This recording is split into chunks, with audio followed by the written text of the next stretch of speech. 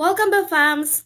Paano nga ba magkaroon ng mga organic followers na hindi dumadaan sa pakikipag-follow to follow? Hindi po ako against sa mga nakikipag-follow to follow ha, dahil hanggang ngayon naman ay ginagawa ko pa rin naman yan. At alam mo bang effective din yan sa akin, lalo nung nag-uumpisa pa lamang ako, especially pag page ang gamit mo. So, diretso mo lang yan, pero in moderation nga lang, okay? Dahil kapag sunod-sunod ang pag-follow mo sa mga pages, ay possible na pwede ka magkaroon ng restriction. Yun naman ang ating iniiwasan. So ito ang itry nyo para kahit papaano ay organic followers pa rin ang papasok sa inyo.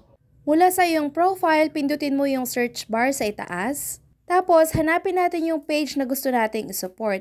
Siyempre, lalayo pa ba ako? Puntahan ko yung page ko. Naging effective din ito sa pagpaparami ng mga followers ko nung ako'y nag-uumpisa pa lamang. Pindutin lamang itong tatlong tuldok sa tabi ng subscribe. Isunod mong pindutin itong invite friends. Dito ay pwede kang mamili ng mga friends na pwede mong i-invite para i-follow ang iyong page. Pwede mo namang pindutin niyang select all at magkakaroon ng check ang checkboxes sa tapat ng kanilang pangalan. Nakalimit lamang po ito sa first 1,000 na nasa iyong friends list. Ibig sabihin, everyday ay pwede tayo mag-send ng invitation sa first 1,000 na katao or friends natin. Hindi naman po tayo magkakaroon ng restriction kapag sumobra tayo sa 1,000. Magkakaroon lamang po tayo ng notification na nagsasabing na-reach mo na po yung 1,000 na limit. Kaya kung meron ka pang hindi napadalhan ng invitation, ay pwede mo na itong gawin kinabukasan. Second way para gawin ito, ay puntahan mo yung isa sa mga videos mo, tapos pindutin mo itong reactions dito sa baba. Isunod mo itong arrow, dito mo makikita yung mga taong nag-react sa iyong videos.